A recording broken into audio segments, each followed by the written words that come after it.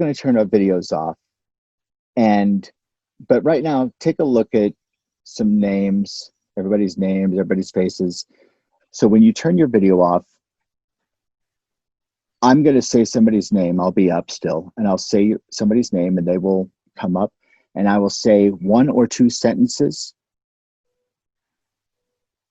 positive, that I've learned about them tonight. And then I'll turn my video off, and that person will say somebody else's name, and that person will come up. One or two sentences. So video's off. Ricky. The Ricky Harris. I am so floored by you. Every time I'm anywhere near you, and the way that you light up a room is just ridiculous. Thank you. Krista. Krista, I love your energy through this platform, and I love that you have a 6-month-old and that you are like fine with that. And that is like, he's enough.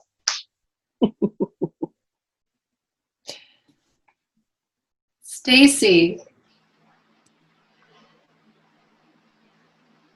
I just love seeing your beautiful face, and I love hearing that you are still the amazing acting and directing and everything else teacher that I've always known you to be. And you're wonderful. Oh, thank you. Oh, this is lovely. It's Sophie, my new best friend. I'm so loud. I love that you discovered a love of teaching that fills my heart with joy to know that you're going to bring your energy and positivity and passion to my school district and my kids possibly, and I love that. And so, yay. Thanks, Stacey. Alexandra. I love it when it goes more than one or two sentences. I love the stuff that is said, and I feel fuller. But what we also have is something cool. So, do you remember who you gave a compliment to? Yeah, and do you know from whom you got a compliment? Cool. So, I'm just gonna do like this, like just touch my video camera. And then Ricky, you would do it next, and then whoever, we're going to go in the order that we just created a pattern of. In order, I'll go, and then Ricky, and you're just going to simply like put your hand up and cover your camera in order. Watch for the person before you.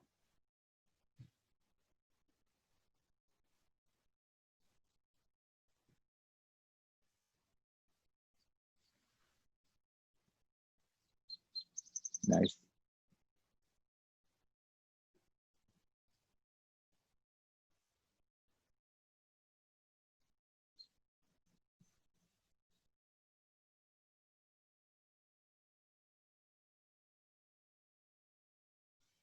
Let's keep it going and see if you can anticipate a little bit more.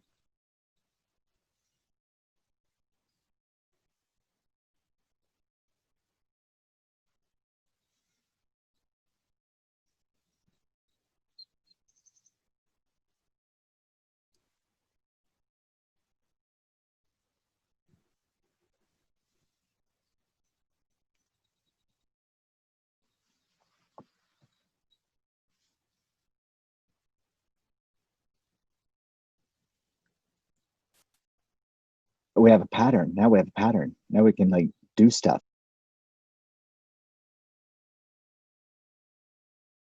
Setting a pattern is really important in a drama classroom, but I think it can be important in any classroom. You can then play games and have an order. You can,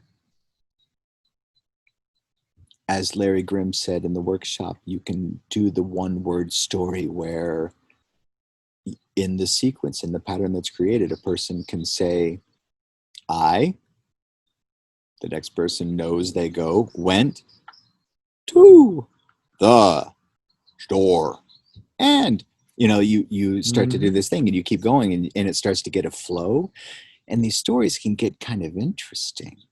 It's a rudimentary theater game that you play that is wonderful. It opens everybody up, and the idea that you are creating something together, you're telling a story together, and you're creating a story together, and it's like Mad Libs, it's like silly, but if you do it with a little more mustard or a little more depth to the content, you can start to create real stories and have real creativity. And maybe it turns into a sentence at a time. And it's the idea that an art teacher might there's a game called Doodle where I draw a line. You draw a line, I draw a line, you draw a line, I draw a line. And we end up creating a drawing together that is something. And if we're being serious about it, it could be kind of beautiful. Yeah. Could be interesting too. Yeah. And if we're not serious about it, it could be silly and kind of funny. And we can learn something about each other in that way.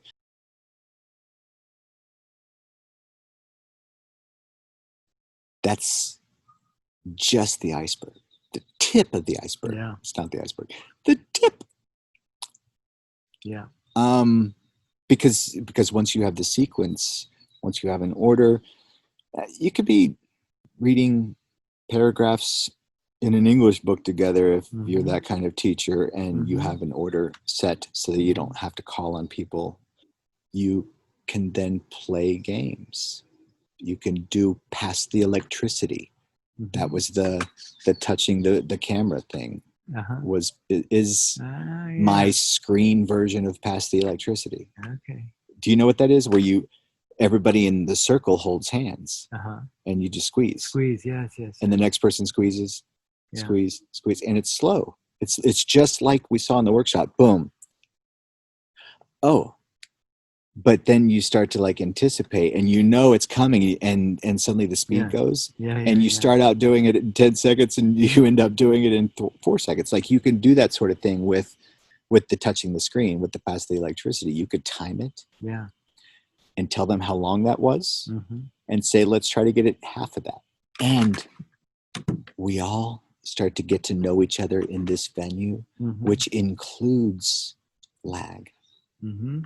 Connectivity, whether you're on a phone or an iPad. Like you're watching other screens, you're watching people, you're getting to know them, you're also getting to know people in an alert and focused way. Oh, I want to, on the first week of knowing a person, to see them seriously working towards something. And I want people to know me that way. Because I'm my best when I'm doing that.